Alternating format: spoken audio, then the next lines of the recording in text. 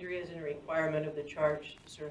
Well, also, am I not in the wrong court? Because you work for Salt Lake City Corporation, she works for Salt Lake City Corporation, and the police department works for Salt Lake City Corporation. How would I ever proceed to get a proper trial in my defense in this courtroom?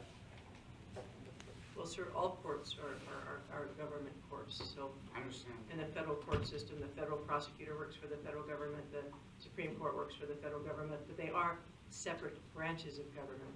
She's part of the executive branch of government. As you remember from high school civics, the branches of government work as a check and balance against each other. So she works for the executive branch, I work for the judicial area of government. So all courts work for a level of government, but I act as a check and balance against the other branches of government. I'm sorry? So are you performing as a judge or my? I am a judge, that's correct. My function is as part of a judicial function. Okay, sorry, I'm just trying to ask a question. I just want to know So where I if you stand. wish to maintain your innocence, that's fine. We'll set the matter for trial. Are there any motions from either party?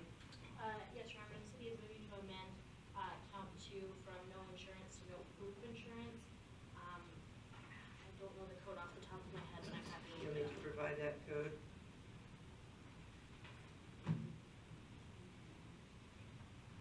And as a Class B misdemeanor? I believe it's an infraction, Your Honor. Oh, I'm sorry, it's a C, actually. I said B, I meant C.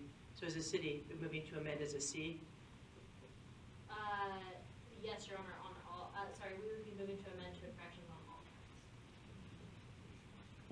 Give me just one moment, I have to provide that code to you.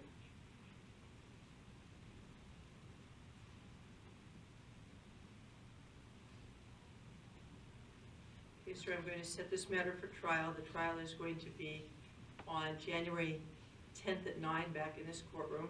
I entered in some motions. Hang on, let me finish, sir. Okay. Now, at that trial, you don't have to present any evidence if you don't want to, because it's not your burden to try to convince me you're innocent. It's their burden to try to convince me you're guilty. But if you do wish, if you choose to present evidence, you'll get that opportunity. But make sure you have all witnesses and evidence with you on that day. For instance, if you tell me on that day, well, I have a witness, but they're not here, obviously I can't hear from that witness. So if you have any witnesses that you do wish to call, make sure they're here with you on that day. If you think your witnesses won't come voluntarily just because you asked them to, you can stop downstairs and see a clerk and they can assist you in issuing a subpoena. That would be a court order telling your witness to come to court on that day. You can testify if you choose to, but you don't have to if you don't want to. And if you have any physical evidence that you do wish to present, such as documents, photographs, video, or anything like that, make sure you bring it with you on that day. Be advised that if you're not here on that day, we can try you in your absence. And if you want to see a copy of the city's file, on traffic cases they usually don't have much, but whatever they do have, they would be required to provide you. If you do want a copy of the file, you can check with the prosecutor, Ms. Pearson. She'll tell you how to formally file that request.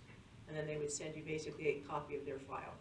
Go ahead. So did you have any questions about the information I just gave you? Yeah, before we proceed to that, I just got the question, what kind of law am I even going to be tried in? Common law or tribunal? No, this is it's the Utah Code. Well, okay, Utah Code recognizes the common law of England, so that would be... No, Utah Code has I can show codified you. some of the common law of England. Well, They have chosen to adopt some of the common law of England and incorporated it into statutes, into Utah law. It does say that they do respect common law of England right in our statutes.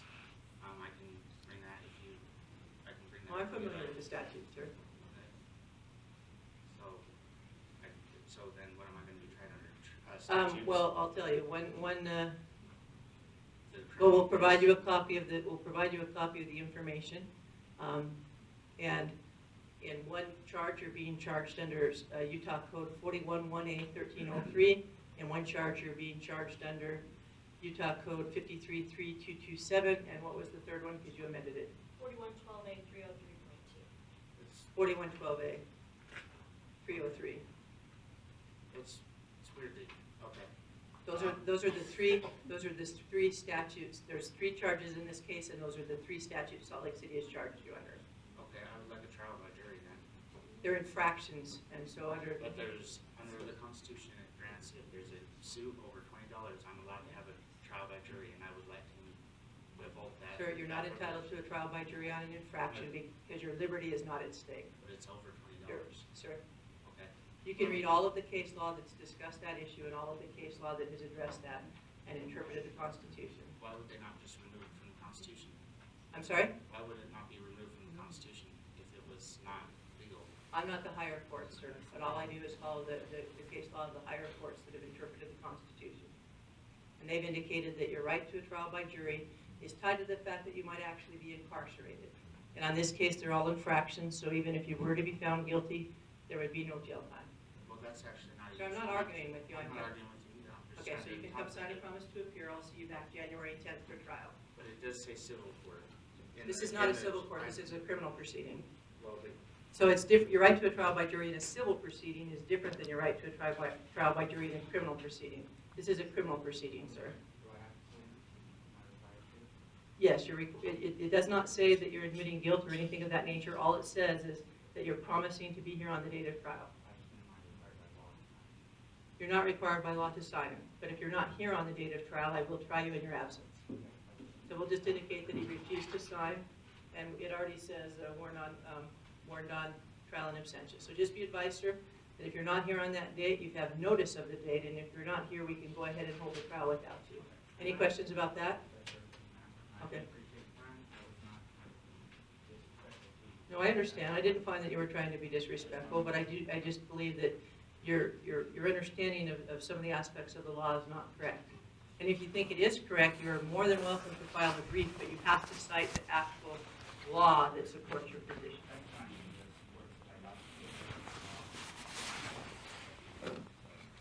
You're welcome. Prior to trial, you're welcome to file any motions you want to. Actually, did I filed something with you earlier on this case? If you look, there should be a paper with you that I submitted to the courts. Let me take, make that back. Let me see if I've ruled on them yet. About 7 or 8 motions. Let me take a look what I have.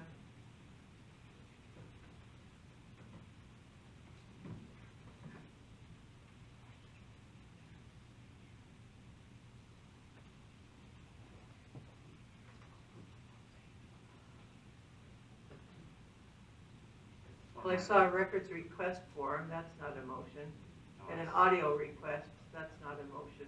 There should have been a yellow, I submitted it. Let me take a look at November 8th. Oh, motion, I do see that one motion, let me take a look. Not the motion on the one. Okay, motion 1. Okay, so your first motion on double jeopardy to say that Judge Baxter has already ruled you not guilty? No, you entered a plea of not guilty. I didn't enter something. All right, sir. If we look at Well, the- if you refuse to enter a plea and he entered a plea of not guilty on your behalf, that doesn't mean he's adjudicated the case and found you not guilty. So I'll deny that motion. Motion number 2. Can I speak on that motion? No. Motion number 2, that the oath of office is on record. My oath of office is on record. You can check with the city recorder. I will deny it because my oath of office is in fact on record. If you want to see that oath of office, check with the city recorder. Lack of subject matter jurisdiction is your motion number 3. No, this court does have subject matter jurisdiction over all misdemeanors alleged to have occurred, all misdemeanors or infractions alleged to have occurred in Salt Lake City. This court does have jurisdiction. I'm sorry? That burden of proof is on her, not on you. So that's. Subject matter, these are legal motions, so it's my job to rule on legal motions. You're right on the date of trial. But she didn't Hey. defend it. You're filing legal motions, I'm ruling on them. You're right on the date of trial. If the city wants you to be convicted, it is their burden to prove each element of the offense beyond a reasonable doubt. But I'm dealing with legal motions you submitted to the court. It's my job to rule on your legal motions. So the court does have subject matter jurisdiction. This court has jurisdiction over all misdemeanor Bs, misdemeanor Cs, and infractions that are alleged to have occurred in the city of Salt Lake. And so I deny that motion because these are alleged to have occurred in the city of Salt Lake and they are infractions. As to the 4th motion, a conflict of interest lacking corpus delicti, I've already ruled on that and explained that your concern is that, in this case, the court, the prosecutor, and the executive are all employees of Salt Lake City, but that's the same of every court. The district For instance, the attorney generals are employees of the state of Utah, state judges are employees of the state of Utah, UHP is the employees of the state of Utah. And I've already explained that each branch doesn't work in cooperation with each other so much as they act as a check and balance on the other. So the fact that they're all employed by the same entity does not mean they're working in concert with each other. Now, the police and the prosecutor do because they're both part of the same branch, the executive branch of government. But the court does not. The court acts as a check and balance against the executive and legislative branch, and the legislative branch acts as a check and balance against the executive branch and the judicial branch, etc. But So- this is the Salt Lake City Corporation, this is not the Salt Lake City Government Corporation. It's not even on their website, .gov, it's .com. That's a business entity.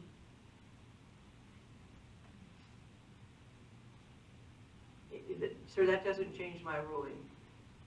Okay, that's okay, can I note that as an appealable, appealable? Once there is a final order of the court, the final order of the court will be either finding you not guilty or finding you guilty and sentencing you, one or the other. If you're found not guilty, that's the final of the court, order of the court. If you're found guilty and you're sentenced, that's the final order of the court. Once there's a final order of the court, at that time you have an absolute right to appeal, yes. Any other questions for me? Is that all the motions that I have placed?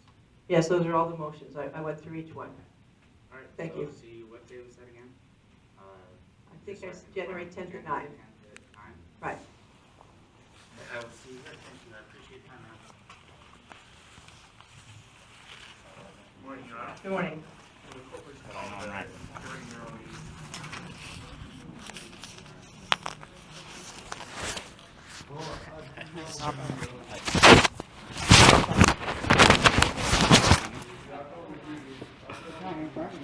Huh? Is that what they were all looking at?